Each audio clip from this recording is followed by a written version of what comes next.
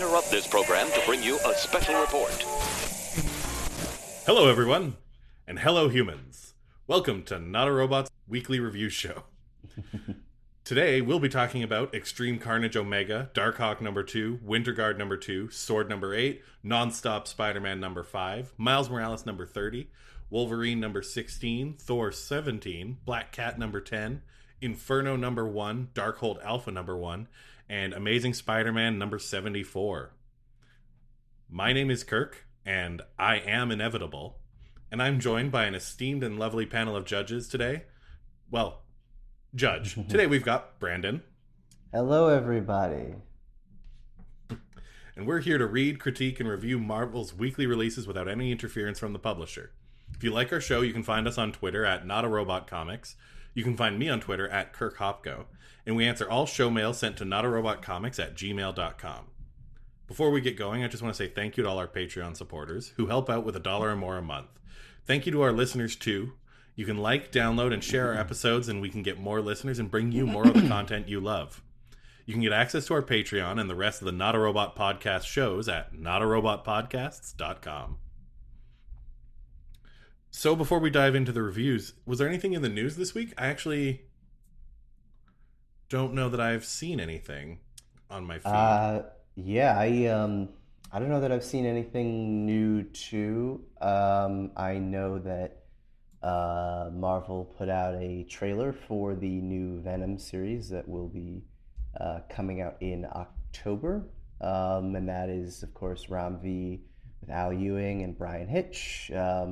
Should be a pretty cool relaunch, and it's going to be focusing on the dynamic between the two Venoms. You know, Eddie Brock in space as the new King in Black, and Dylan Brock back on Earth wielding Eddie's old symbiote and just kind of acting as the new Lethal Protector. But other than that, I don't have much else. Oh, and I guess Venom. Oh God, I guess it's a very Venom-centric week. But Venom: Let There Be Carnage, the sequel to 2018's Venom, came out on Friday. I have not seen it yet. I'm gonna see it with a friend next week. I don't know why. Didn't really like the first one to begin with, but I think we just kind of want to see it for the schlock of it. But apparently there is a cutscene at the end that is very important to some of the future developments of not just Venom, but also some of the MCU stuff, and that's all I'll say without spoiling anything else. Mm-hmm. I haven't seen it yet either, but I have heard the same tell of the post-credit scene, so I'm interested in that. There was also a trailer released this week for the new Black Panther #1, I believe. Yes, yeah. That looks good. Mm-hmm. Though I feel like the last Black Panther series only just stopped getting solicited, so it's it feels weird to be on a #1 again. Like, how many? Maybe it has been a few more months than I remember. Do you remember when the last relaunch I remember was 2018, but even still, it seems kind of crazy that they already relaunching after 3 years. But didn't that 2018 series, it's had comics this year, right? Like, yeah, it was very, very heavily delayed. That's why I think it took so long to kind of finally get to its end. Right. Yeah, I don't really have anything else on the news station, so we will hop right into our reviews. All right, so we're going to start our sort of speed reviews with Extreme Carnage Omega, or Extreme Carnage Part 8 of 8, but it's not really, there's no issue numbers on this one. I'm not even going to try. It's brought to us by Philip Kennedy Johnson on writing, Manuel Garcia on pencils, Cam Smith on ink, Guru Effects on color, and Travis Lanham as lettering. And this really just closes off the Extreme Carnage storyline. Carnage has infiltrated the Friends of Humanity political lobbyist group to stir up anti-alien sentiment and hatred and get them together, where the children of Carnage, or the children of Venom, the Life Foundation symbiotes under Carnage's control, are going to murder a bunch of people.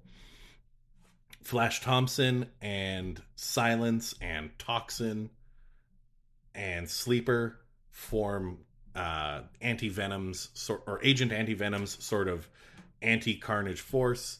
They arrive on the scene right as the slaughter starts, and they mitigate most of the damages. Tony Stark shows up in an extrembiote armor, a symbiote with extremis Iron Man suit of armor. And Carnage takes control of the extrembiote, grabs it, and runs away. And then the whole book ends. And the whole series ends. Part 8 of 8 of Extreme Carnage ends with Carnage in the wind and a couple of the Flash and his new symbiote gang figuring out that they have captured the Life Foundation symbiotes again, and now Carnage is just out there in the wind with a mysterious symbiote that has extremis that no one knows what it's capable of, and it says see more in Venom #1. And that's it. That's the book. Wow. Extreme Carnage, we didn't cover it a lot throughout its run. It was not what I wanted from the series. Actually, I got to be honest. What I wanted from the series was probably not to read it. I didn't go into... Yeah. That's why I tapped out a long time ago. I was just like, yeah. The only thing I really, really hope to get out of this is to never have to read it again. And I didn't, so I'm good. Yeah. It was just like too soon after King in Black for me to give a heck about 8 other symbiotes. Like all summer getting Toxin, Phage, Sleeper, Scream, all of like it didn't mean anything to me. Like we were dealing with symbiotes as late as I think March. We were still getting King in Black books. Mm-hmm. And so it's just, I don't know. I'm done with symbiotes. I'm cool on symbiotes for a while. I'm excited for Venom. It's like it's got a good team on it. It's going to be a cool run probably. And hopefully it doesn't spook too many tie-ins and require me to give a bunch of crap about other stuff that I don't have any. Yeah. And you know what? And I will give some credit to this. Flash does get some cool characterization. I'm glad Flash is back as Agent Anti-Venom. He's just like, he's a character who was always a good... I enjoyed Flash during his run as Venom and Anti-Venom. So I'm okay with that. I gave this comic a very generous 6 out of 10. It was readable. I just didn't care. Which might be my problem. Like, I don't know. Maybe I'm being too hard on it. But moving on to...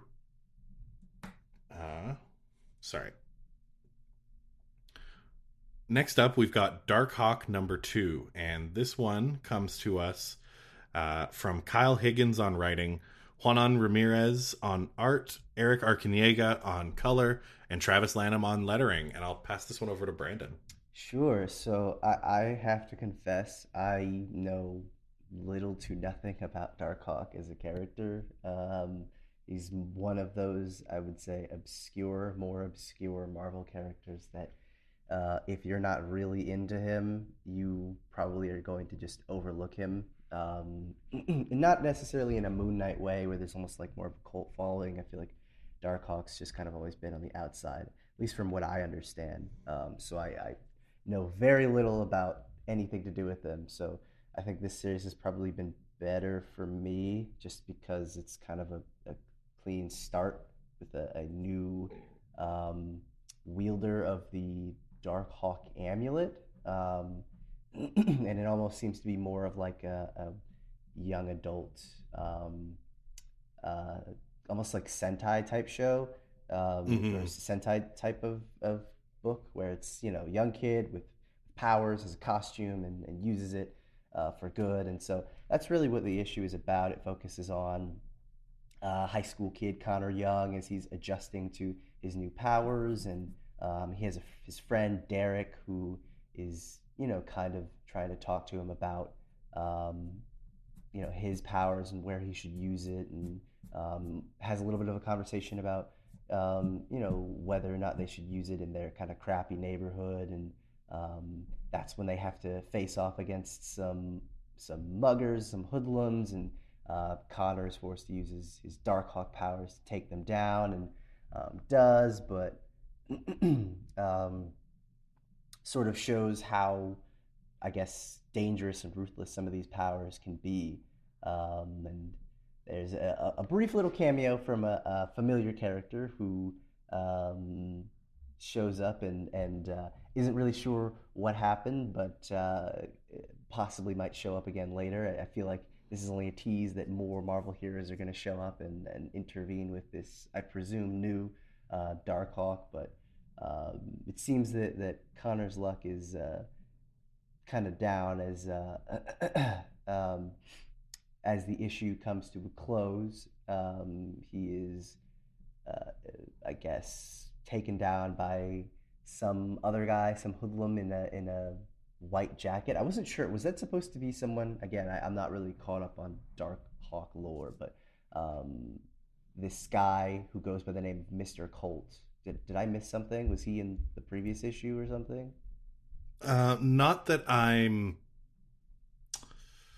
Not that I remembered or had in my notes. I just understand that he's the villain. I think he's probably always been after the Darkhawk amulet, but I'm a little Okay. rusty on my Darkhawk too. Yeah, well, I wasn't sure if like maybe he's like a previous wielder of Darkhawk or something. I wasn't sure, but um, yeah, I don't know. He just kind of showed up, and I was like, I don't. Who is that? Am I supposed to know who that is? Is that supposed to be recognizable to me, or maybe to someone who knows more about Darkhawk? But um, it's cool, you know. I mean, it's nothing spectacular or great or anything, but I think as kind of like um, this newer take on a maybe a more familiar character to some people, um, it might work, but um, and for me, I definitely feel like it does. But you know, it's nothing outstanding, but it's just kind of enjoyable in its way. And I really like the covers that have come out so far. Those are just excellently drawn by Mm-hmm. Iban Cayo. Um, so yeah, I didn't have like a ton to say about this one. It was just kind of a solid read, and I think it's interesting enough that it'll keep me reading if it just kind of stays at this level. But it's not really knocking it out of the park or anything. So I ended up giving this one a 7 out of 10. Yeah, I also gave Darkhawk a 7 out of 10. It was good. I'm interested. I'm interested in how this kid is going to fall into the Darkhawk persona in the long term. Mhm. Things like that. And I do wonder anytime they bring up one of these more obscure characters for a 5 issue run. I do wonder if they ever like if that means they have plans for them in some other place. Uh, and Darkhawk, I think, is a good candidate if they can write a couple good runs for him. That like I would totally be okay with him showing up in other team ups and things a bit more often. Yeah, He doesn't have like a famous rogues gallery that jumps out of my mind, but he's got a good aesthetic. Like he's fun to see dynamically. He brings some cool stuff to the table. yeah. I feel like, especially just kind of revamping a character like that in kind of a younger persona. I think he's a character that you could very easily fold into another team. So, you know, maybe he could be on the Champions or the Young Avengers or something like that, and probably fit in just as well. And be a good way to kind of keep that character going if once his miniseries wraps up. Mm-hmm. All right. Next, we've got Winter Guard number 2. Winter Guard number 2 comes to us from Ryan Cady on writing, art by Jan Bazaldua, color by Federico Blee, letter by Ariana Mar. With just, by the way, shout out to the gorgeous covers in the Winter Guard series by Tony Infante. Oh man, they are just beautiful. Oh yeah. Um, this really just continues the story of Alexei and Yelena are going through trying to find the details on a dark mission from the KGB's past that Alexei had to take place in, the Operation Snowblind. That they,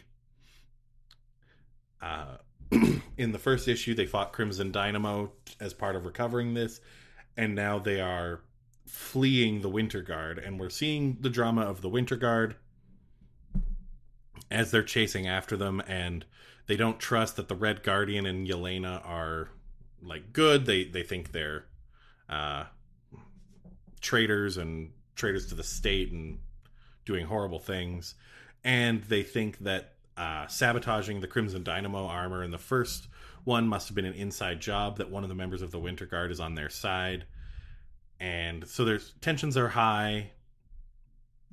And this issue really just features them. They chase down Yelena and Alexei in two different places. They do some, for lack of a better word, avenging. A big natural disaster hits an area, and they do some superhero work. They save some people, and they find out that Alexei was there earlier and actually got a lot of people to safety as well in advance. And then Yelena speaks to Ursa Major and starts trying to get him to see her side. And then the only other thing is we get some interesting conversations between Darkstar and Chernabog to sort of maybe start growing out that relationship with the Dark Force. Nice. But beyond that, it was some action, some cool stuff happened, like good fights, good things, like some characterization of all these characters who most people probably are not familiar with anyone on the Winter Guard. But it's a good team. It's a good issue. The art is good. The writing's good.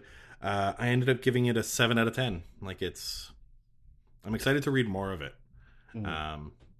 Especially with these dope covers. Like they look really good. Yeah.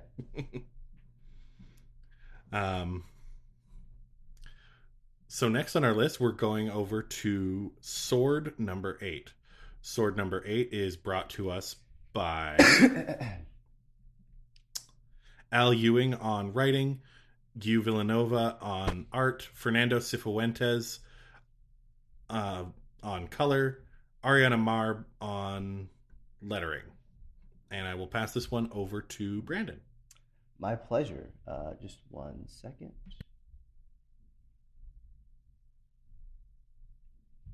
Yeah, this was Sword number 8, entitled Vox Araki, and I had to take a brief moment to quickly Google what Vox meant, because the phrasing of that sounded very similar to Pax Romana, which obviously means peace for Rome, and Vox apparently, and this should actually be kind of obvious because I know Vox is used usually to refer to like sound or mics or whatever, but Vox in Latin means voice, so Vox Araki would literally mean the voice of Soul or the voice of Arako, as is in the title. And I think that's a very appropriate name for this title of this issue, because this really focuses on something that I had really wanted to see developed more after it had been kind of teased in Sword and Planet Size X-Men, which was, if you have this new region of Mars, this new role, which Storm is acting as, what is kind of her protocol? What does she do? And this issue in particular really digs into that, as she is basically asserting her role as the regent of Mars and is kind of trying to rein in all of the Iraqi people, and they're giving her a lot of guff for it, and she kind of has to step in and say, I am the authority here. I am the one who, commands and takes the role and acts as the regent of all of you. And in particular, the Iraqi people, those from Amenth, from Ten of Swords, in the Great Ring of Araco, seem to have a lot of trouble with that. And one of them in particular, whose name I am blanking on right now, but he's like the guy with like the gray tentacles or whatever. You remember his name? Yeah, it was. Oh, shoot. Tarn, that was it. Tarn the Uncaring. Yes. It's just like, sometimes it's just like, how do I remember these names?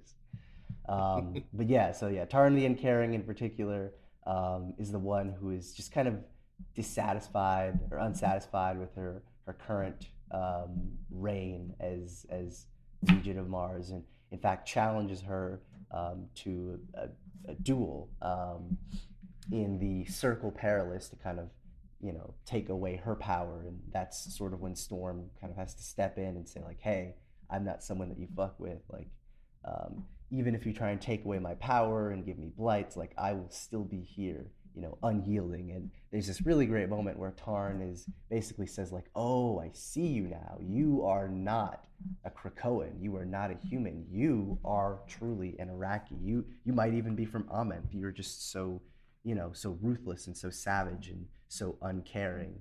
And it literally calls her Storm the Uncaring, and it's just like, you are absolutely fit to lead us in a sense, because you have that ruthlessness that all Iraqi people have. And really, this is just kind of an affirmation, and both an exploration and an affirmation of Storm as the new region of Mars. And I thought it was really well done. Like, it was just really solid. My biggest issue with it right now is just the art. I felt it was strong in some places and then really weak in others, especially compared to what we've been getting from Valerio Schiti and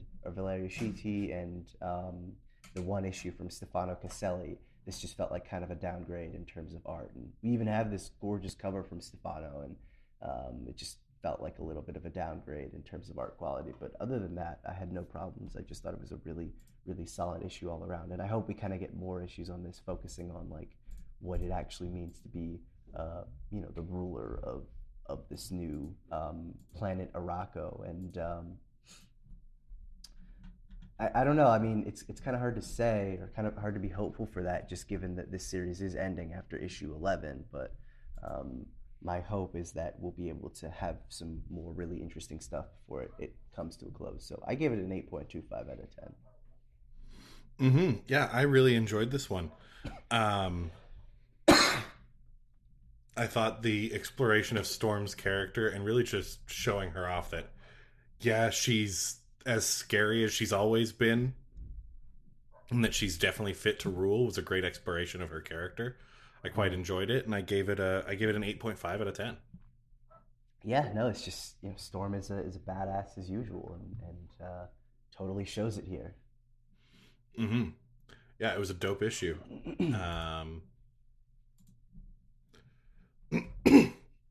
Excuse me, sorry. Next up, we've got Nonstop Spider-Man number 5.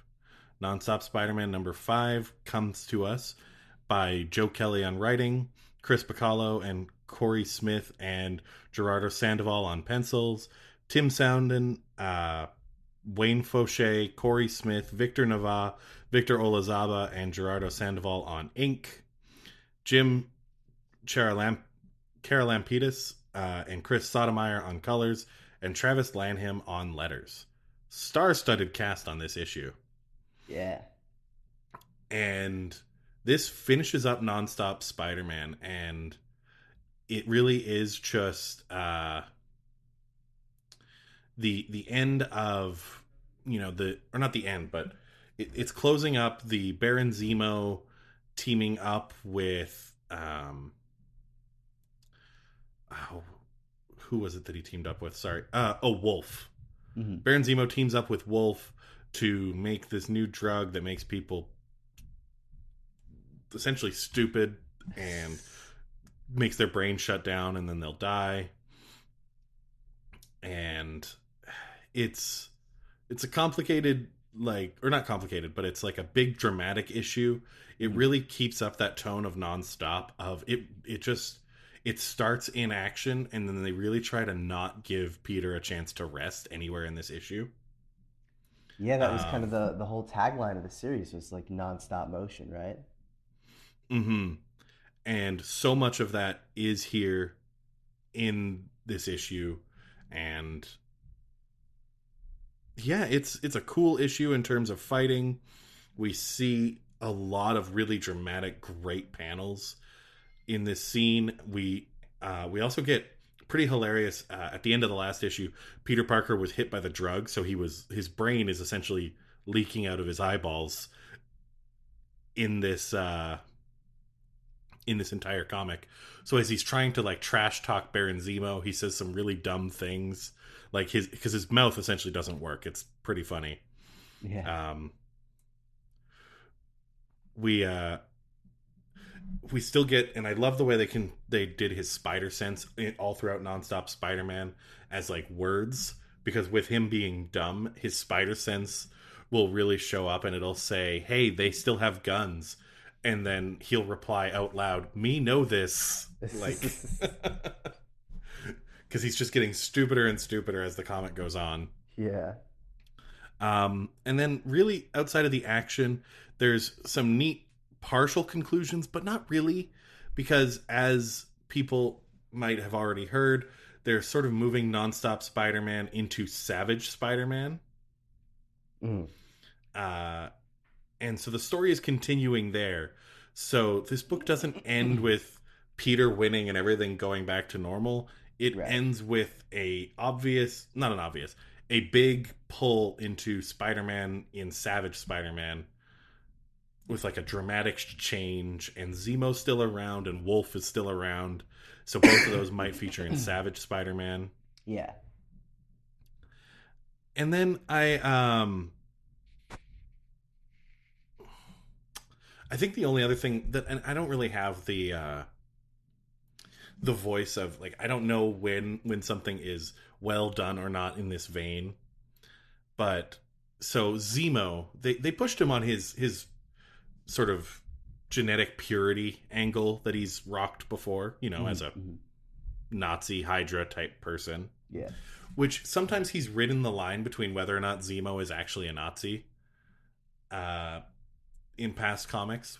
Yeah, well, at least, yeah, this iteration, because, I mean, I know obviously the original World War II Baron Zemo that Cap fought before he was in the ice was obviously working with the Nazis and Hydra and everything. But this one, I guess, has been a bit more of like he's willing to work with Hydra, he's willing to work with other shadowy corporations or shadowy organizations, but whether he's an out-and-out, purist or racial purist or anything, they've always kind of danced around that.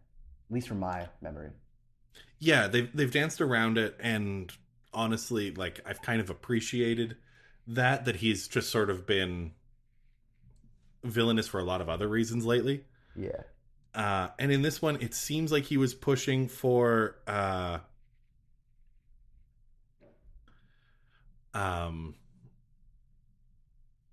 in this issue, it seems pushing more towards his Nazi heritages.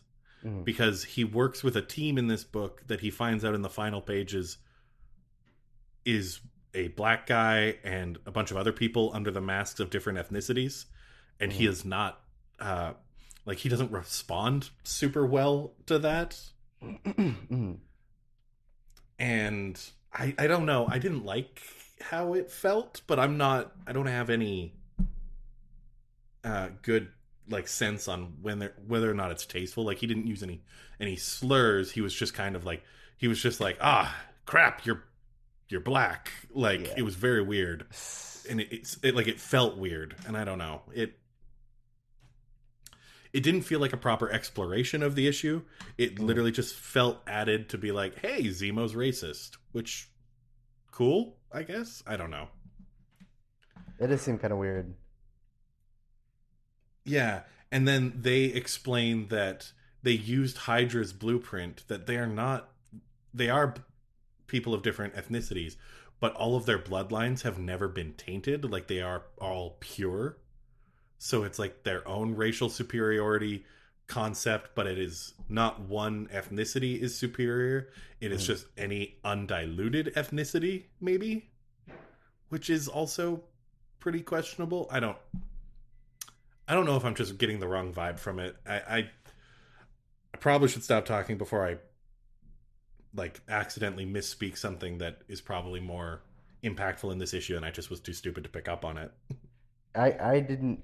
I this and I think the last issue. I haven't read 4 and 5, so I'm still kind of out of the loop on this one. But I mean, I am at least interested in finishing it because I do remember enjoying the first 3. So maybe I'll see and I can have more of a take on it then. Perfect. Yeah, I gave this one a 7 out of 10. I like the action, I like the writing, I like a lot of the style. But it not finishing its story, even though Nonstop is over, feels a little weird. To just go right into Savage, and then just some angles on the story never landed properly for me. Doctor Strange's involvement and who these villains are sort of hasn't been answered in a way that I'm satisfied with. But But yeah, that's nonstop Spider-Man. Nice. Ne- Next, we'll go over to Miles Morales' Spider-Man. This one comes to us by a team of Saladin Ahmed on writing, Carmen Carnero on art, Eric Arcaniega on color, and Corey Pettit on lettering. Brandon, I'll pass this one over to you. Sure. So this issue is uh, fairly straightforward, I guess. I mean, there's not a lot of I don't know. There's not a lot of like a deeper mystery going on. It's really more Miles has his new costume and he's just kind of in the neighborhood. It almost felt more like a setup issue, so you could kind of get towards the end. So we check in on Miles. He takes down this total jackass in mandroid armor. um, but he does at the very least give our podcast a shout out when he says that's not a robot. I was like, hey, it's us. But yeah, he takes out the jackass in the mandroid armor, checks in with these two twin girls who were crying because they lost their dog. And Miles, being the good, friendly neighborhood Spider-Man that he is, helps them find their dog. He catches up with the new. Why am I forgetting her name? I'm sorry, I'm so bad with some of these newer characters' names. She was on the Champions. um, Vulture's granddaughter. Um, she was on the Champions? Why am I not remembering her? yeah, she was in the most recent Champions run. She was like in jail too. Oh my god. Oh, it's on the tip of my tongue. Um, it's like, damn it.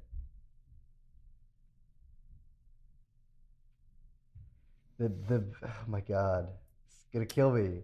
I don't remember her name. I don't remember her in Champions, and I definitely.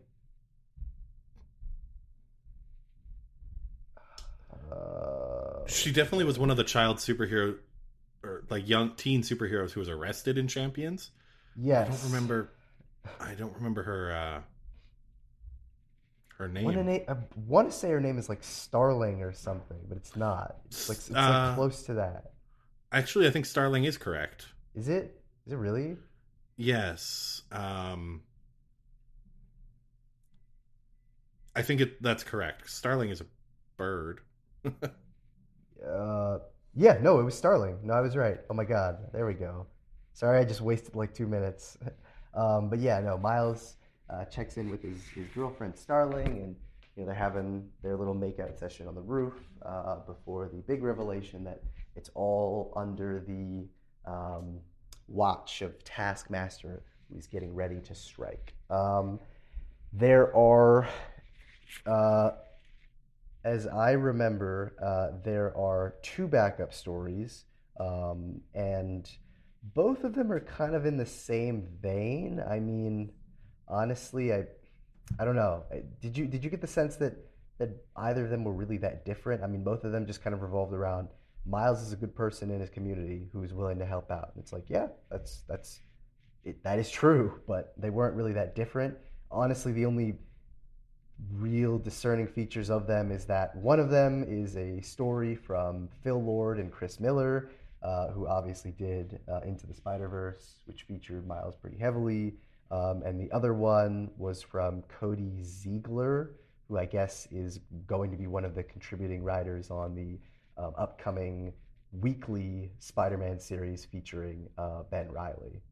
But other than that, I mean, like I don't even know that I want to fully summarize the backup stories. They were kind of honestly the same. One of them was just like, here's Miles, here's what he does in his community. The other one, he like stops a bank heist or something and helps out, and just gives one of the girls hope. And it's just like, yeah, like that's it.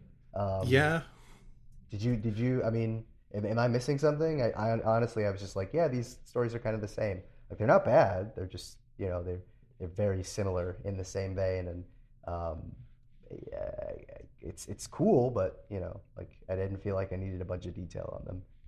yeah. I think the only thing that stood out to me out of both of those stories was in the second one, after he stops them from robbing the bodega or whatever that is. Yeah. Well, so that one takes place, it says 10 years later. Like, that's adult Miles. Yeah. And maybe I just haven't been paying attention to this series, but I haven't ever seen this before where they did like a time jump to adult Miles. Only in like the they had this like the end one shot that Marvel does sometimes, and but that was like an old man Miles Morales.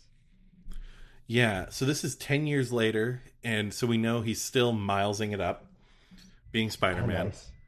nice. But in there was two things, like details, that I wonder if they're going to spend any more time on later that stood out to me. One was he says he's got to get home because he's not going to miss the dinner or the missus will chew him out. So Yeah. he does get married in the next 10 years, so good for him. Yep. And then second, there's one line where he says that when he was young, he used to swing with the OG Spider-Man until ... Well, kid, you know what happened. And I don't know what happened. Yeah. Like, and I wonder if they're going to build up to that at all. Like, if that's what I'm supposed to take out of this, is just that somewhere in the next 10 years in Marvel time, which could be 300 years real time, something happens to Peter Parker or Spider-Man or something. Mm. And I don't know.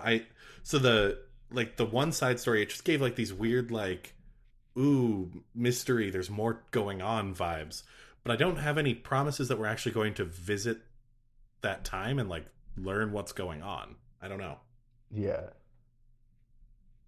I did think there was a funny little thing when there's like the brief um, scene of like Miles on SNL and all these other things, and there's comments, and some of the comments are from people who work in the Marvel bullpen, like Jay Bowen and Jen Grunwald, and I thought that was pretty funny. And saying things like Spider-Man was the worst host, like for Yeah, SNL. That was so funny. yeah, yeah, And people ridiculing him on his pitch for at the New York Stadium. So funny. yeah. But yeah, I don't know, the main book, I gave it a 7 out of 10 because it was fine, but you're not wrong. Like, really nothing I felt Yeah, happened. it very much felt like we need to do stuff until we can get to that last page, which sounds kind of mean, but it really, yeah, it really was just like, honestly, the theme of this book, if you could create a unifying theme, was like, this is Miles in his community, which is cool. It is, honestly, but it doesn't really have, I don't know, a ton of purpose. And maybe they were trying to do something slow before the next arc starts. Not really sure, but it just didn't really feel essential in any way. It was just kind of like, yeah. And I actually, I'm gonna double down on that point. And honestly, it felt like more of an excuse to show off Miles's new costume. Yeah, Like the best we need action scenes so we can show you that Miles has a new costume. So here is him taking down this idiot in Mandroid armor. Here is him running around as Spider-Man looking for the twins' little dog. Mm-hmm. Honestly, and the best way I can describe this one, like, or my feelings for this one, is if this was the first issue in a collection of, in like a trade. Yeah. So you picked up a brand new trade. You haven't been reading Miles Morales. You pick this one up. It tells you Miles has a new costume. Here's Miles running around town doing random things. Some action, get you into the character, get you into his sense of humor. Introduce Taskmaster at the end, and the rest of this trade is going to be him dealing with Taskmaster. I feel like it makes a lot of sense in that context. Yeah. If you're in your comic shop and you're like, oh, hey, there's a new issue of Miles, and you pick it up and you read this one, I don't know that you're going to get anything out of it. Not really. Nothing that you don't already know. Yeah, and that's where this issue kind of falls apart for me. Like, it was good. There's nothing wrong with it as a comic. It's just sort of as a purchase, it's a little weird. Like, it's hard to justify. Like, it's just Miles doing very regular Miles stuff. and showing off the costume, which isn't so bad. It's not a, I've advocated for worse comics. Yeah, yeah, seriously. But no, yeah, it's pretty neutral. It's it's also like a 30th issue, which is really cool for Miles. I don't know how many 30s he's made it up to in the past. Um, Yeah, not a ton, I don't think. I mean, yeah, I don't know. um, yeah, so that's cool, but that's really all I have for that one. Yeah, no, I gave this one a 7.5 out of 10. Like, not bad by any means, just sort of there for me. Hmm. All right. So next on our list, we've got Wolverine. Wolverine issue 16. Brought to us by Benjamin Percy on writing, Adam Kubert on art, Espen Grundetiern and with Frank Martin on color, and Corey Petit on letters. And this one really sort of finishes up the arc that Wolverine's been going through for a while, with the Muramasa blades having been stolen by Salem, and the pirate out of Blackwater. I'm going to forget the pirate's name. Mhm. Um, having Sever Blackmore. That's his name. Nice. And that whole thing. And this comic really just features, a bit of Wolverine talking to Salem, a bit of Salem being his trademark self and learning a bit about them. There's a attempt at a plan that comes together. There's a twist in the plan. Things don't go exactly right, and then things kind of end up working out in the end. Um, without going into too many spoilers, if you're invested in Wolverine, this is a pretty good issue. I enjoyed what it did. I actually really liked. It was a very short and brief, but there is an exploration of Wolverine and Emma Frost's relationship here, Mhm. and she, and he talks about her obviously with kind of a great deal of respect and slight intimidation, like, Yeah. which is really cool. And it's also awesome. She has a really awesome interaction with Salem. Uh, and there's a hilarious sort of X page. I don't know what we call those, just the pages of writing Right. that captures her, like, excerpts from her conversation with Salem. And it's just a pretty funny read. Like, they get in some good jokes there. But everything works out in a pretty cool way, and I thought it was enjoyable. Uh, I like Salem. I wish that we were doing more with him. He seems a little fickle, which I guess is sort of his vibe. But this cool adamantium skin character, I think we can do more with him. I'm not sure. Mhm. I don't know. I gave the issue an 8 out of 10. I had a good time with it. It made me laugh. I thought it was a good wrap up to this chunk of the story, and they teased the next villain that Wolverine's going to be dealing with. Yeah, I thought it was, fine. I mean, I hadn't honestly. This was kind of a me jumping back into Wolverine because I hadn't really been following it a ton, so I didn't know too much about, um, that character Salem. I knew he was in Ten of Swords, and obviously the Muramasa Blades were a big part of that too. But it was kind of cool to just kind of see what Logan's been up to for a little bit, and it was solidly written, but um, I don't know that it really grabbed me or anything. It was just kind of there, so I ended up giving this one a 7 out of 10.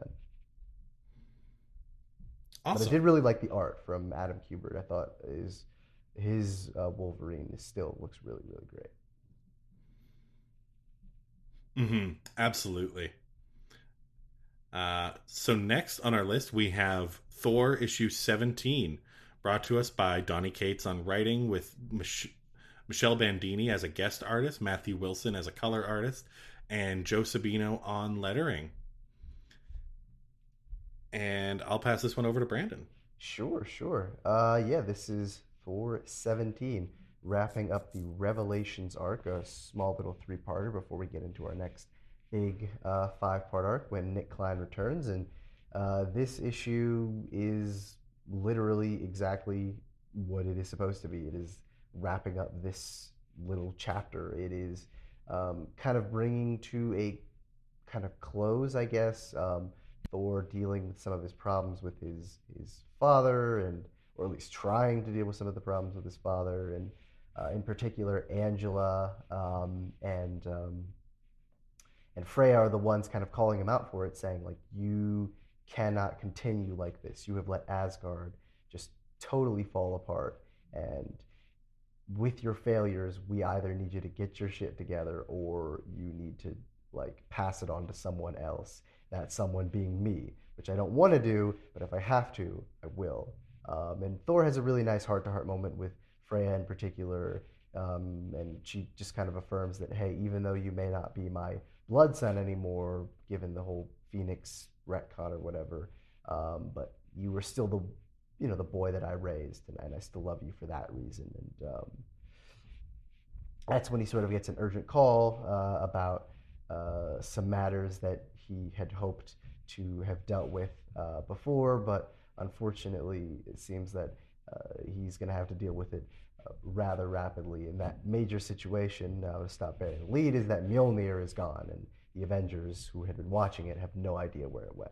So it's fine. It was a solid conclusion to this arc. I can't say it was phenomenal. It was, I mean, honestly, I feel like this arc, unless you have just been really, really digging this run or you're a diehard Thor fan, this arc is kind of skippable because it sort of feels like it was all sort of designed to just get from point A to point B, which is Thor gives up his hammer, goes through some stuff, and then finally, at the end of it, he loses his hammer and has to get it back. And they threw in some of the Odin stuff to kind of, wrap up that whole plot line, or at least try and wrap up that whole plot line. But other than that, it didn't feel entirely essential. And I actually did really enjoy it. Like, I found the story to be pretty good, and I've just been digging this run so far. But I totally would understand if this felt, entirely non-essential. And I actually really like the art from Michelle Bandini too, paired with Matt Wilson's colors. I think it works phenomenally well. So I ended up giving this one an 8.25 out of 10. I did enjoy it, but I do understand that in the grand scheme of things, it's probably not the most essential. Yeah, I gave this one a 7.5 out of 10. It was good, but nothing like majorly essential happened to it. The big twist at the end was neat, and then the conversation between Thor and his mother was nice. And I'm a sucker for Angela being on screen because I do actually quite enjoy Angela in her Marvel persona, especially since I actually kind of followed her from Spawn to Marvel. Oh wow. Which is cool because I'm a big Spawn fan. I grew up reading a lot of Spawn in and out of Marvel, and then when she came over to Marvel because of that whole thing, it was kind of cool. Like I was probably part of a very small subset of people who really enjoyed that transition. Yeah, totally. But I thought it was neat, and I dug it, and I dug the issue. But yeah, I gave it a 7.5. It didn't strike me as big in terms of revelations or anything.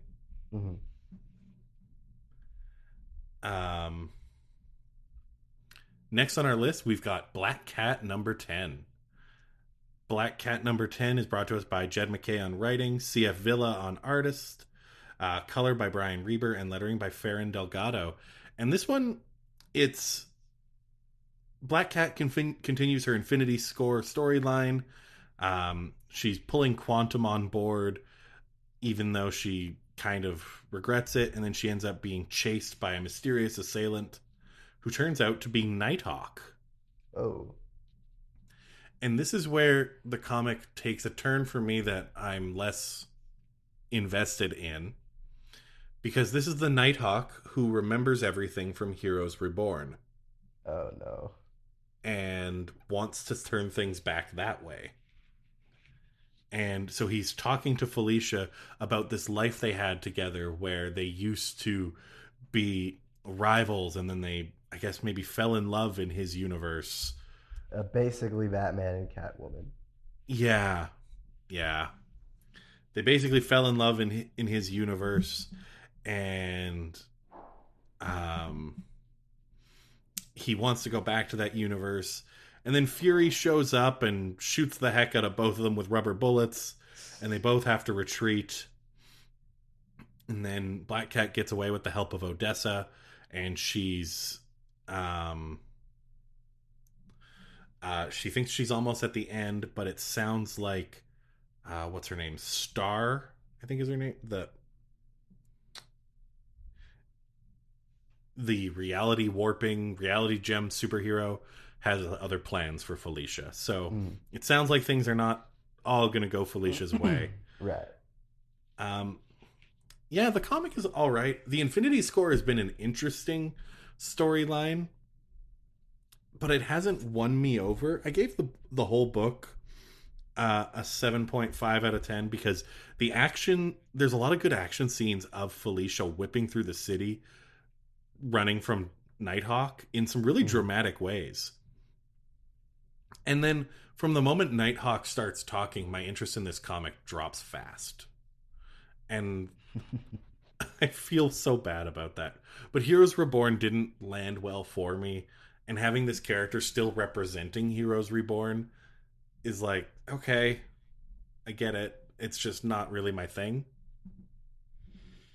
But yeah, I'm excited to see what Star does to screw over Felicia. I think that might be a cool finale. Yeah. And that's coming up in I think they're getting a giant size finale to this. Probably next month, I think. I didn't know that actually.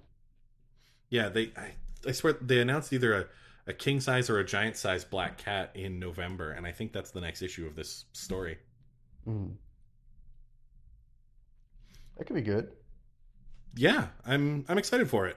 I like Black Cat, and she hasn't got a lot of her own comics that I've ever really enjoyed in the past. But I'm here for this one. It's passable, and I'm enjoying it so far. Yeah. Yeah. All right.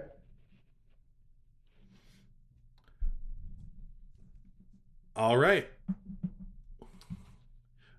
So we're just going to take a short commercial break before we dive into our soapbox for the day. Sweet. After these messages, we'll be right back. Now, back to our program. And we're back. Thanks, everyone. Now we're here for our full segment, our soapbox, where we've got 3 comics that we have just, a bit more that we want to say about. And we're going to kick this one off with something big that I know some of you X-Men fans have been waiting for a long time. I know I have. We've got Inferno #1, brought to us by the man himself, Jonathan Hickman on writing, Valerio Schiti on art, David Curiel on color, and Joe Sabino on letter. And so I'm going to hand this one over to Brandon to start us off. Absolutely, absolutely. So yes, this is Inferno #1, the big, dramatic, triumphant return of Jonathan Hickman to the X universe for, his final story involving Krakoa. Though it's not the end of Krakoa, it's just the end of the story that he has been telling so far. And what better place to start than with an epic and very fitting callback to House of X #1, with the emergence of some mutants from some strange cocoons, and Emma Frost herself wearing the Cerebro armor and saying, "To me, my X-Men," which I thought was just such an excellent and dramatic way to start. So good. How to break down this issue, because there is a lot going on. But essentially, I'm going to try and break it down into parts, because each one kind of carries its own importance and will be leading to some very important stuff. So let's start out with the Orcus Forge. The X-Men, at least for the past couple weeks, months, or however long it's been, have staged 16 incursions on the current Orcus Forge that orbits the sun. Now, why is that important, you may ask? Well, let's start with the fact that out of all 16, 0 of them have yielded any kind of success, and the X-Men have seemingly been throwing the same type of solution at the problem, expecting different results each time, but ultimately failing each time. And the Orcus scientists in particular are trying to break down what exactly that means. If you're trying something 16 times and it's still not working, what can you gauge from that? What does that mean?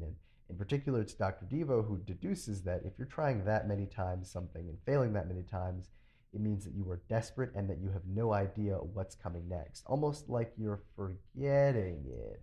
Almost like every time you die, the memory that you carry with you on those missions doesn't exist anymore, and the memory that you had prior to those missions is the only thing that you remember. But how is that possible? How could the mutants have achieved something like that? Which was like, oh, just had me just chills. It's like you're so close. You were almost there. It's like you realize that something is so totally not kosher, but it's really Karima, the Omega Sentinel, that makes the final deduction, which is how is it that they know to keep coming, but they still don't remember how to actually breach, the defenses? They still have no memory of what's actually on stage. And it's Karima who says, because someone on Krakoa knows about this thing, and it's why they keep coming. And that's kind of like your opening chapter, and you're like, oh shit, they are so close to knowing about Moira. And speaking of Moira, this issue in particular deals with a lot of stuff with Moira, as we open with a flashback from House of X that details how Moira had seemingly worked on a cure for the mutant gene, only to be completely obliterated by the not by Magneto, but by Mystique and Destiny, who informed her that this is not your way, this is not what you should be doing with this many lives, that if your existence is only to cause mutants harm by creating this cure, we will have no choice but to continue killing you until you have no more lives left. And Moira is seemingly, as we remember from House of X #2, radicalized from this experience, but maybe having some backwards thoughts, maybe a moment of doubt, as Destiny highlights before she burns her, that you're always going to have that seed of, maybe I was right this entire time. Maybe I really was supposed to kill or maybe I was supposed to try and do everything I could to erase all mutants, but maybe not. So that's sort of where we establish where Moira has been all this time, and we also have some other revelations from some other Orcus strongholds who see Moira moving in and out of the gates and realize that something also isn't right there, that there's seemingly another gate acting on top of another gate, and they don't understand how that data could be right. It doesn't seem to make sense. So they call the people who have been helping them understand the Krakoan technology, the fan favorite characters of the horticulture, to kind of get some tech support, as they don't really have a full comprehension of what the problem is. But little do they know that they are also being spied on by some members of X-Force, who inform her that the Orcus people are making some very rapid moves and they need to stay alert. Back on Krakoa and Moira's No Place, in a scene that I think might have been my favorite out of the entire issue, Moira returns to find Charles and Magneto, excuse me, waiting there in the hopes of basically just getting more information out of Moira. They don't really care about her at all. They just need more advice. And Moira is like, oh, so now you need me. I've been hidden in secret all this time, cast away while you two men have been off building your giant empire, and I've been hidden here like a rat that you just utilize for whenever you need me, but I'm tired of it and I need to take action on my own. And they kind of have to humble themselves and say, okay, we're here, we're listening, we need you to help us. And that's when Moira really lays it all on the line and says there's only one way that you're coming out of this, and that is to eliminate every single trace of destiny you can from existence, because she was pretty clear in House of X #6 that there can be no precogs on Krakoa. That is a risk that they cannot take. And even though Mystique has basically been clamoring to get Destiny back, they cannot allow that to happen, no matter what the cost. Finally, before we get to our most important scene in the Quiet Council, we have two other brief little scenes, just kind of checking in with some of the stuff on Krakoa. Doug with Warlock and Krakoa, just kind of establishing his place as the mutant voice for the island. And Doug seems to be in a really happy place, which is good for him. Glad you're living your best life. In addition, Cyclops is forced to kind of, well, not really forced, but actually more of his choice, chooses to relinquish his role as the captain commander of Krakoa to Bishop, as he is acting as leader of the X-Men and can't really divide his time as much as he needs to. And it's just this really beautiful changing of the guard moment, but I'm sure is also some setup for some important decisions that Bishop is going to have to make later involving some of the further developments on Krakoa. But that leads us to our final scene on the Quiet Council where Sebastian, no, not Sebastian, I'm so sorry, Xavier and Magneto are trying to establish sort of a new dynamic, given that some of the members of the Quiet Council have been forced off or have had to relinquish their roles, and they acknowledge that maybe it's time to have some changes, some shifts that might be important to the Quiet Council moving forward. And that is, of course, the perfect moment for Mystique to step up and make her proclamation that now is the time. In fact, she says the time is now to make the decision on who they want to elect to the Quiet Council. And that person is none other than... I'm not going to spoil it because it is a really big reveal, and I want you to read it for yourself. I want all the readers to read it for themselves. But if you have been following the House of X, Krakoan stuff so far, you are going to just lose your mind at who this big reveal is, because it has such major implications for the future of Krakoa and what it might actually mean, how long this person may be around, and what they might reveal about the future of the nation. But that was Krakoa, that was Inferno in a nutshell. It was just such a big, bombastic issue. I don't know if I enjoyed it quite as much as how I felt when I first read House of X #1, but it was definitely that same energy, that same intensity that I was feeling when I first felt it, of just like, oh shit, you have no idea what's going to come next, but you are just fully on for the ride, and you love it. So for me, this issue is excellent, both artistically, both story-wise, just excellent pacing, excellent direction, excellent characterization. I was just hooked from beginning to end, and I just loved every second of it, and I'm so excited for Inferno #2. I cannot wait until that issue drops. I can't believe it's going to be a month from now, but I'm just going to be counting the days until we get there. So this issue got a 9 out of 10 for me. It was just simply amazing. Yeah, I'm going to echo that sentiment pretty much entirely. This comic blew me away. It had such perfect moments, each beat of from start to Orcus talking about the situation, and I know I was hard on horticulture in the past, but that was mostly just because I thought they were a little kooky for the way they were being used at the time. But this use of them, of pulling on them as someone with history with the Krakoan gates, I thought was a really fitting draw on some of the other side comics that we've gotten throughout the run in X-Men, like Horticulture and Orcus and all of these things. They've all been being built up in several other comics, so it really started to sell that it matters, that what they're doing has had an impact. Yeah. And I quite enjoyed that. And then, man, they really sell me that Nimrod is terrifying. Oh yeah. Which is cool.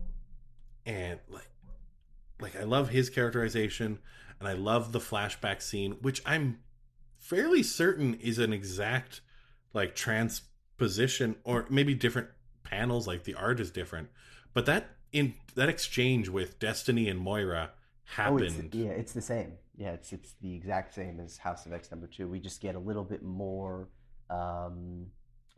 detail on some of the stuff, like the opening scene where they're kind of celebrating their achievements and everything. That wasn't in the original one, and I think there's there's almost like an extended version of the sort of monologue that Destiny is giving. Yeah. But other than that, it's pretty much verbatim from House of X #2. Which I thought was great. Like, it's such a cool scene, Yeah, I and love that scene. it really builds into all of those, and it summarizes exactly why. And this is something that's interesting because Moira, she's doing a lot to help mutants create Krakoa, and she's done a lot over the years to try and help mutants. But and what's really funny and what's really interesting about this whole piece is that there is not actually a Moira has no proof that a precog on Krakoa is dangerous to Krakoa. She's just scared of Destiny.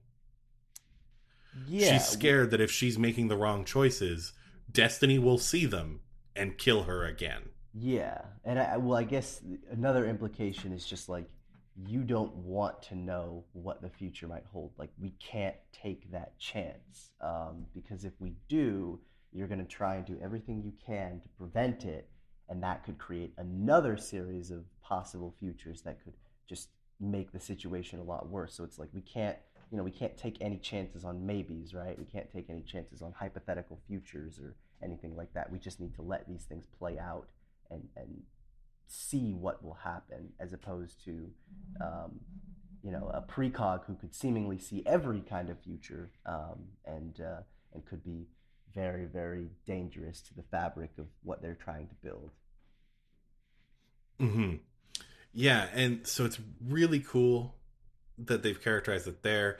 And I think the Moira relationship is what we're going to see a bit more in the rest of Inferno. And I'm excited for that. And I also gave this one a 9 out of 10. It was just such an incredible book. Some really great interactions. I love X-Force trying to fight Nimrod. I love when Orcus is sitting there like, we don't understand how these signatures make sense. And they show it to Horticulture and they're like, oh, those cheeky bastards. Yeah. They put one on top of the other and Orcus goes nuts. They're like, shit, all hands on deck. Like, it shows that there is this game of cat and mouse being played with Orcus right now. Oh yeah. And I dig it. It was just such a good book. I really enjoyed it, and I'm really, really excited to see what that twist at the end sets up. Oh, absolutely. Yeah, I'm so stoked to just see like what you could build out of that and how that person may or may not lead to some major developments and really, I mean, what was going on in that first scene with Emma and Charles and Right? Magneto. I want context for it all, and I'm just super excited to see what happens next. It feels really good to just be into it again, because it kind of feels like some of the X books have been treading water for a little bit, but this feels like, all right, back on track to the bigger mysteries at hand. Yeah, and exactly, like Charles and Magneto, something is going to happen in one of these books. They're going to die. Which is exciting, and I want to see what causes that, what leads us down that road. I'm really in with this series, and Absolutely.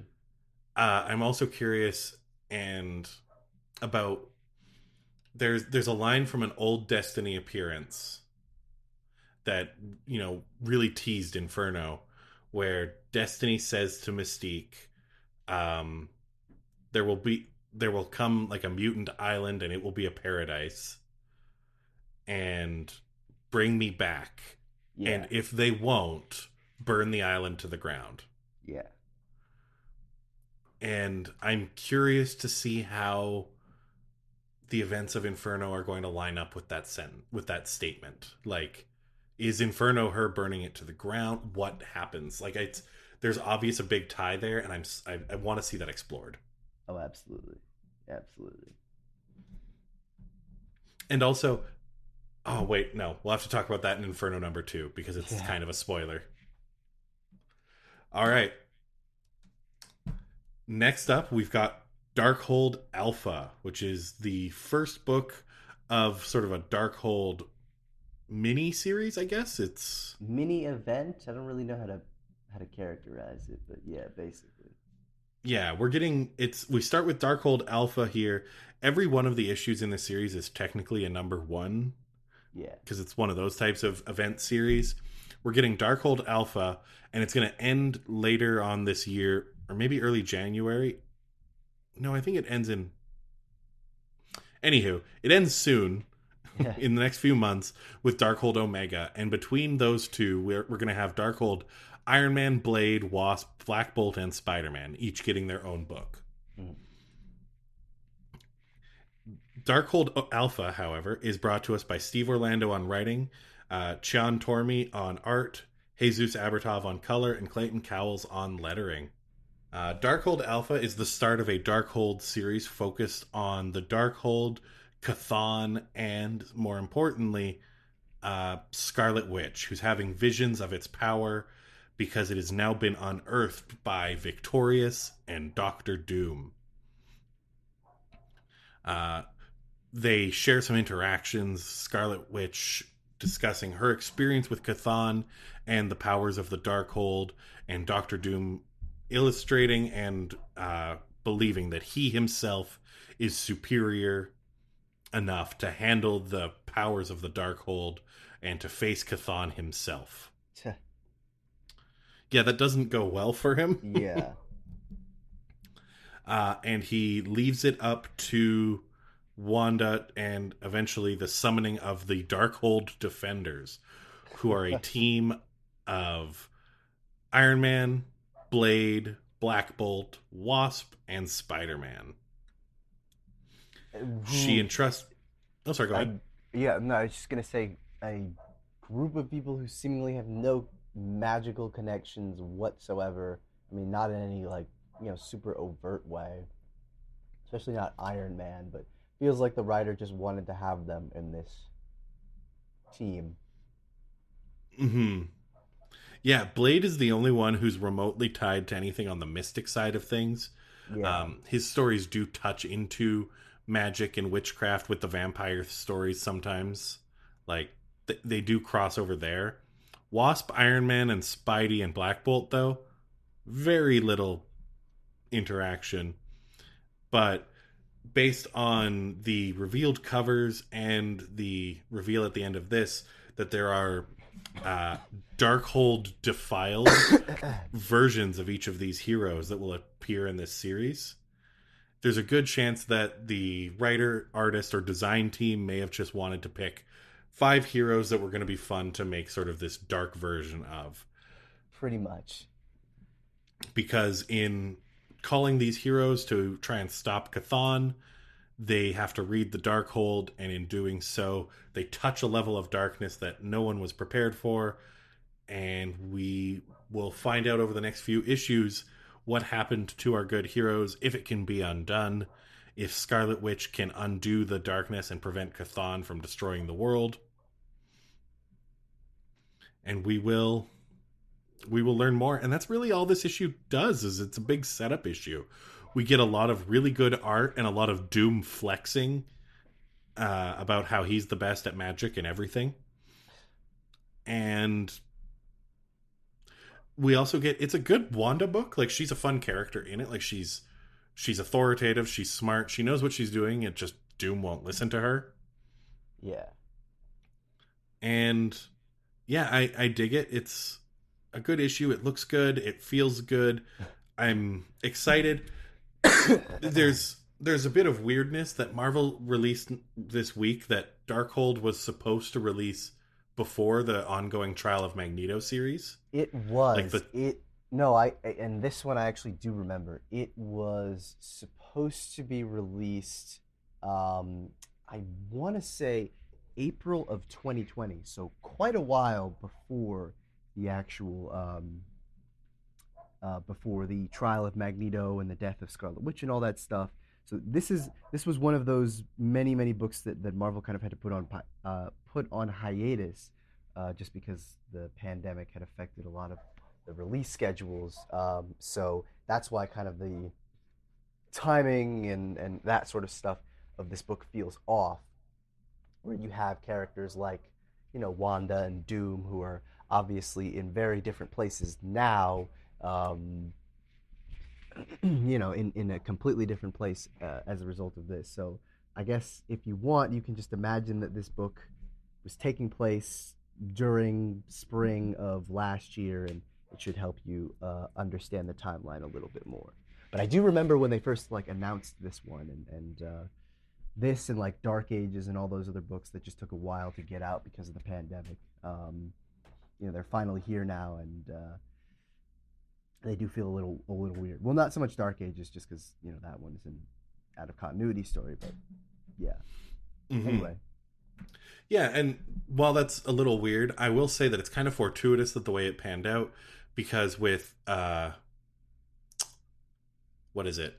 With the next Darkhold story coming out in a couple weeks in October, this is a really good sort of Halloween themed, like it's a good October month story. That's true. Like, that is true.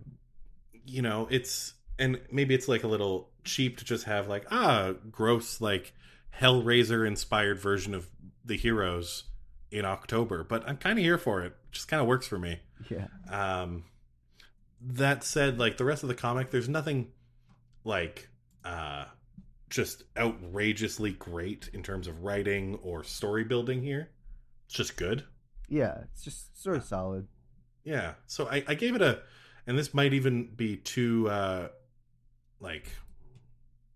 reserved a rating, but I gave it a 7 out of 10. Like, it's good. It's a good setup. I'm gonna read the rest and probably enjoy it, but I don't have a lot of powerful thoughts on it. I gave it a 7.5. I did think it was fun, and I did really like the coloring too. I thought there's some really gorgeous coloring in this, especially some of the like larger magic scenes. But yeah, it's it is just solid in that way. Like it is perfectly solid. This is the same writer, Steve Orlando, who gave us the swamp, or not the swamp thing, the man thing, like mini event that we had. I mean, it's basically Swamp Thing, just less interesting. But now all the Man Thing fans are gonna come for me. No, and that was kind of a similar thing. It was a very short, succinct, but enjoyable 3-issue Man Thing story involving the Marvel Universe, and this kind of feels like the same thing, where it's just like now we're just gonna do some of the magical stuff with the Darkhold and bring in a bunch of Marvel characters that you love and see what we can do with them, and that's fine. It's perfectly fine. It's just not it's just not the greatest thing ever. It's just kind of like cool. So I ended up giving this one a 7.5. I do really like the Darkhold defiled designs of the characters, especially I mean really all of them are great, but especially I think Spider-Man and Blade and Iron Man. Those designs are just really cool. Like Iron Man's almost got like this flesh-covered suit, which is horrifying, but I think definitely works for this kind of story. And I thought that aspect of it was cool, even if we're probably just going to get a bunch of schlocky tie-ins. But yeah, just kind of solid. So 7.5. Yeah. One thing I will say, actually, because this might be relevant to our audience members who are considering buying this in your ongoing enjoyment of the series, this book features probably nothing that I would say pushes anything over the edge in terms of visual design. No. It's not. You see the Darkhold defiled, and you see sort of this creepy Iron Man design, and the rest of the Darkhold defiled. But the solicitation for Darkhold Iron Man specifically says the comedic mind of Unbeatable Squirrel Girl will bring you the body horror tale of the century. Yeah. So if body horror is not your thing, Darkhold Alpha doesn't really feature anything I would call body horror, but the series, I guess, will. So it might be worth mentioning that as a point before you dive into this series, that look into the upcoming comics as well before deciding if this is one you're going to want to take the plunge on. Because I know body horror is a big miss for certain people in the audience. Like it's one of the things that some people are fine with and some people cannot deal with, which is fine. That's just think something to be aware of. Yes. Yeah. All right. And for our for our last book on tonight's list, we have Amazing Spider-Man number 74. The conclusion of the current era of Amazing Spider-Man. And before we go into Amazing Spider-Man 75 with a brand new story and team. This is brought to us by Nick Spencer and Christos Gage on writing, Marcelo Ferreira, Mark Bagley, Zay Carlos, Dio Neves, Carlos Gomez, Ivan Fiorelli, and Humberto Ramos on pencils. We've got Wayne Fauché, Marcelo Ferreira, Andrew Hennessy, Andy Owens, Zay Carlos, Dio Neves, Carlos Gomez, Ivan Fiorelli, and Victor Olazaba on inks. Andrew Crossley, Edgar Delgado, and Alex Sinclair on colors, and Joe Caramagna on lettering. Brandon, do you want to start us on Spider-Man 74? Sure, but I won't be here long. Yeah, so this is supposed to be the epic conclusion to Nick Spencer's time on the title, with 3 backup stories, one from Christos Gage and Todd Knock, one from Zeb Wells and Ivan Fiorelli. That was the guy's names. That's kind of setting up a new dynamic for Ben as he springs his girlfriend out of jail, and just a fun little story from Sean Ryan and Gustavo Duarte summarizing Spider history. You might be wondering why I'm starting with the backups as opposed to the main story, and the reason for that is because I don't really want to talk about the main story, but I have to. So here we go. Here's your big summary. As we learned in the previous issue, Kindred is not Harry Osborn, but actually the excuse me.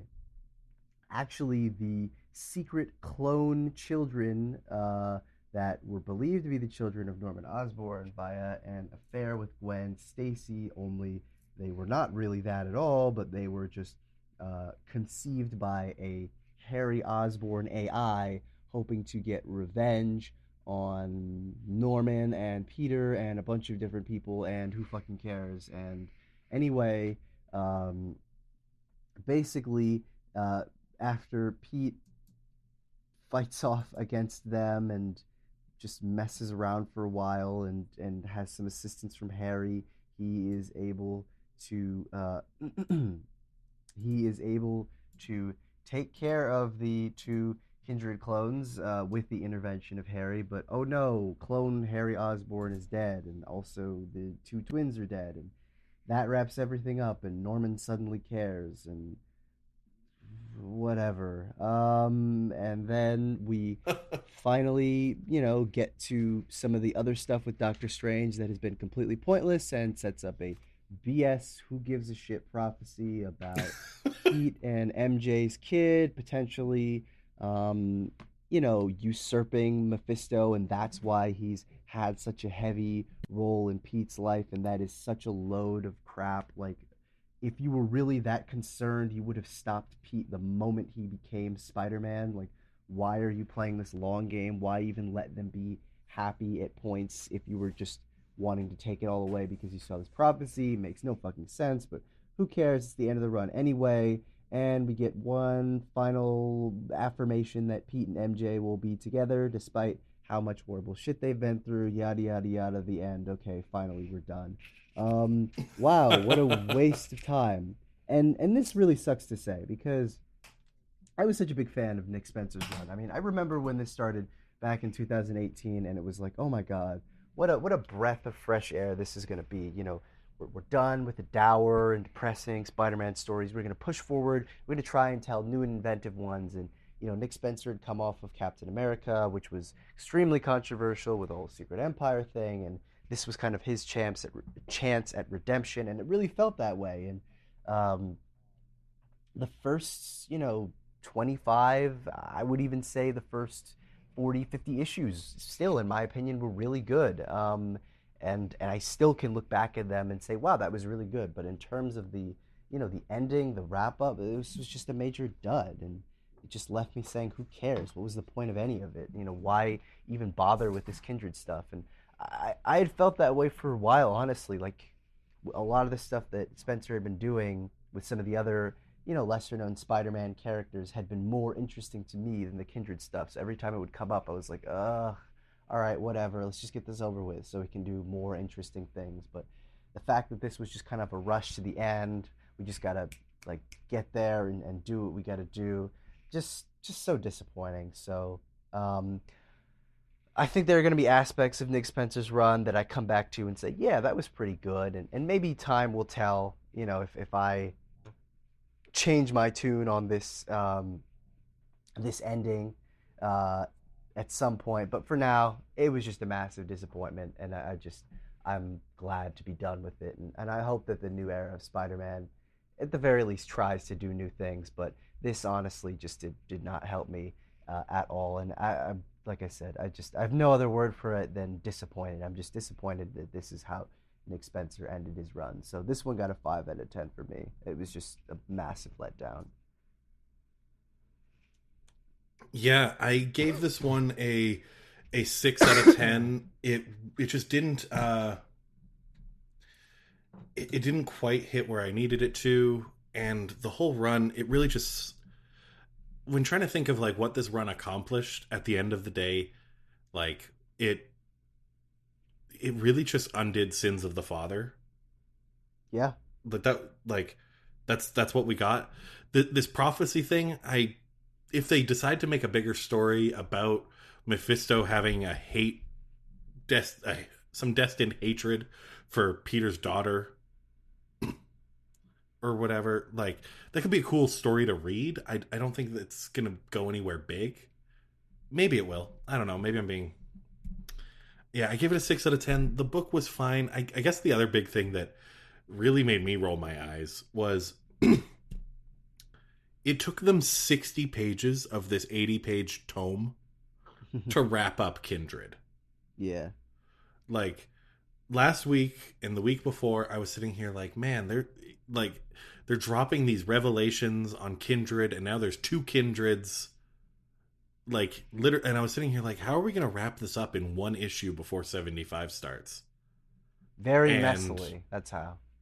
Yeah, it was a mess. It took them 60 pages of sloppily explaining it, and some vague details were dropped about things.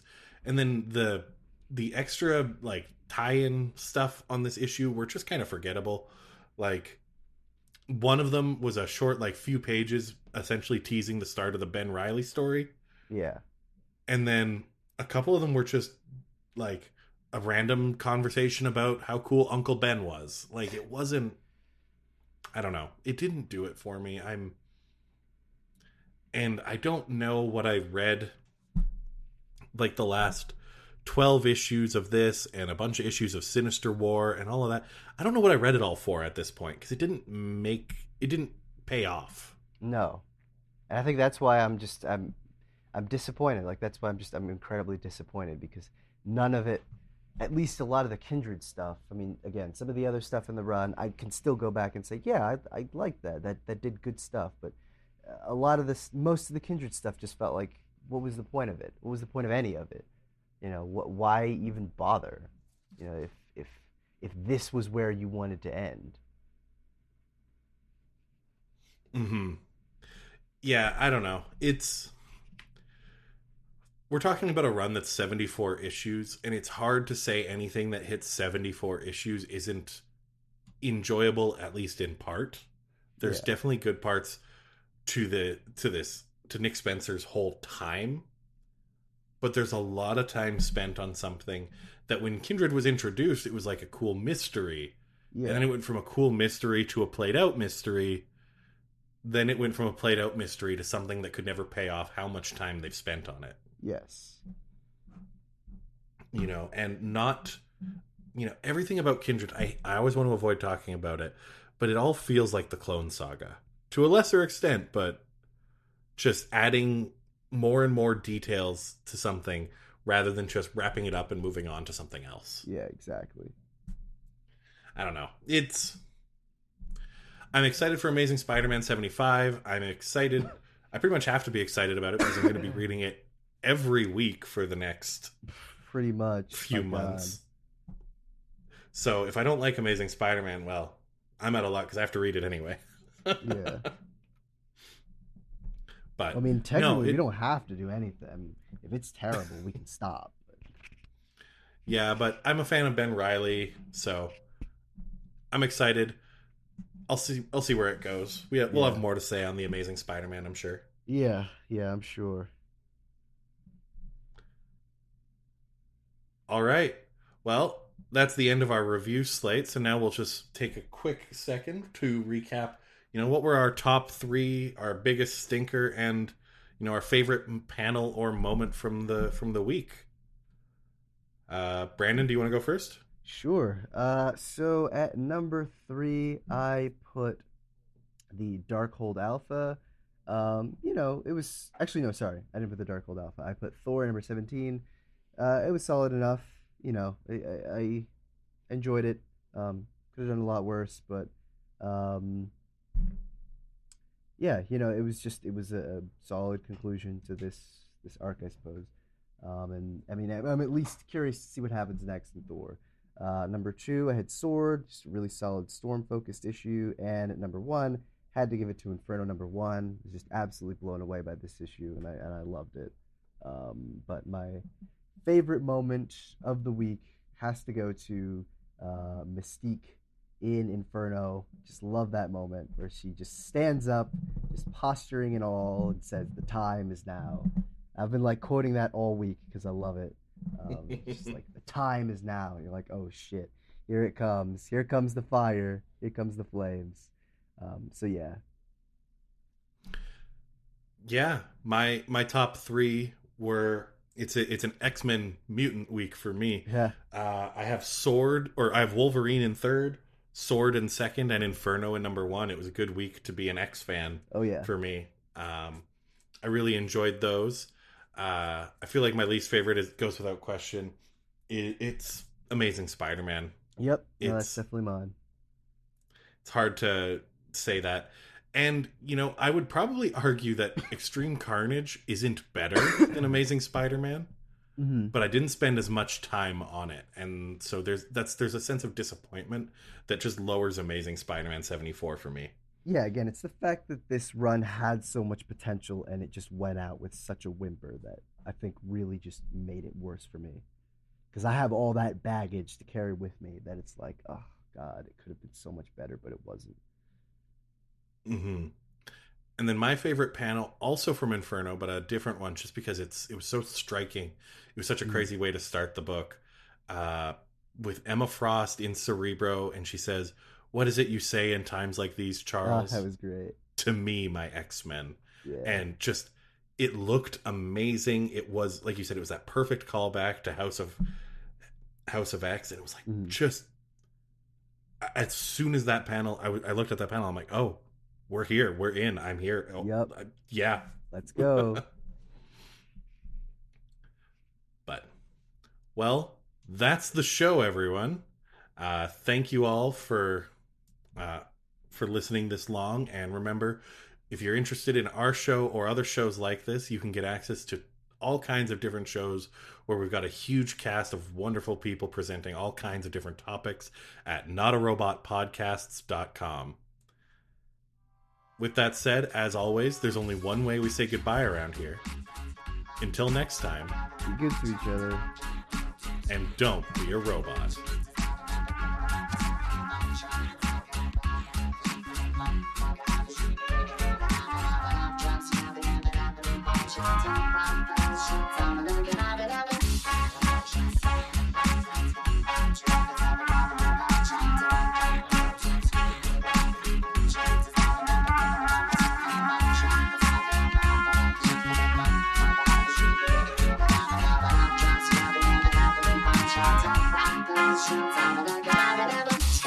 Just